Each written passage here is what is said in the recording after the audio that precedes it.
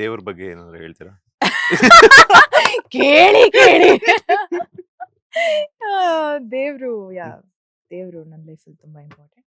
ನಾನು ತುಂಬಾ ದೇವ್ರನ್ನ ನಂಬ್ತೀನಿ. ಒಳ್ಳೇದಾಗ್ಲಿ ಕೆಟ್ಟದಾಗ್ಲಿ ಎಲ್ಲ ನೀನೇ ನೋಡ್ಕೋ ಅಂತ. ಬಿಕಾಸ್ ಕೆಟ್ಟದಾದಾಗ ಕೋಪ ಮಾಡ್ಕೊಂಡಿರೋದು ಇದೆ, ಒಳ್ಳೇದಾದಾಗ ಖುಷಿ ಪಟ್ಟಿರೋದು ಇದೆ ದೇವ್ರ ಮೇಲೆ. ನಾನು ಶಿವನ್ ಭಕ್ತೆ.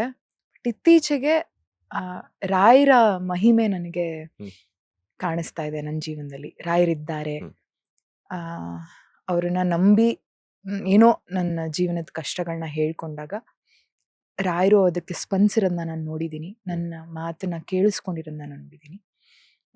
ಹಾಗಾಗಿ ಇವಾಗ ನಾನು ಕಟ್ಸ್ತಿರೋ ಮನೆಗೂ ರಾಯರ ಹೆಸರು ಇಡಬೇಕು ಅಂತ ಅನ್ಕೊಂಡಿದ್ದೀನಿ ಇದೆಲ್ಲ ಆದ್ಮೇಲೆ. ಸೊ ದೇವ್ರು ನನ್ನ ಜೀವನದಲ್ಲಿ ತುಂಬಾ ಇಂಪಾರ್ಟೆಂಟ್.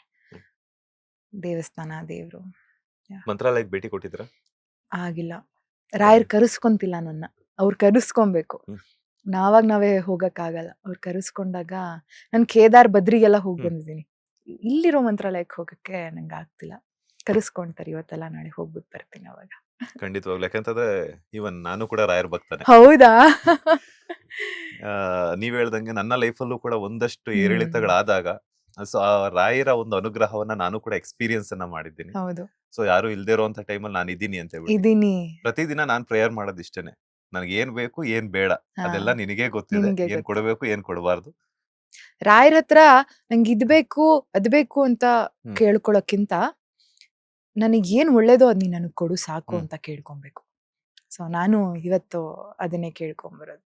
ತುಂಬಾ ಜನ ಇತ್ತೀಚೆಗಂತೂ ರಾಯರ ಭಕ್ತರಂತೂ ಹೌದು. ಹೆಚ್ಚಾಗ್ತಾನೆ ಇದಾರೆ. ಸಿಕ್ಕಾಬಿಟ್ಟೆ. ನಾನು ಅದೇ ಹೇಳಿದ್ನಲ್ಲ, ಅಯ್ಯೋ ನಾನಂತೂ ಎಷ್ಟು ಡೌನ್ಫಾಲ್ ಆಗಿತ್ತು ಅಂದ್ರೆ, ಫೈನಾನ್ಷಿಯಲಿ ಅದೆಲ್ಲ ಅಲ್ಲ, ಮೆಂಟಲಿ.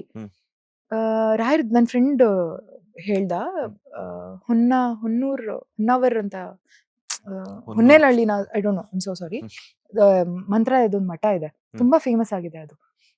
ಹೋಗೊಂದ್ಸತಿ ಭೇಟಿ ಕೊಡು, ಅಲ್ಲಿ ಕಾಯಿ ಕಟ್ಟಿದ್ರೆ ನಿನ್ಗೊಂಚೂರು ಒಳ್ಳೇದಾಗುತ್ತೆ ಅಂತೆಲ್ಲ ಹೇಳ್ದ. ನಾನು ಓಕೆ ಆಯ್ತು ಹೋಗು, ನಾನು ಹೆಂಗು ದೇವ್ರನ್ನ ನಂಬ್ತೀನಲ್ವಾ, ಬಟ್ ಶಿವ ನನಗ್ ತುಂಬಾ ಎಲ್ಲ ಮುಂಚೆಯಿಂದನು.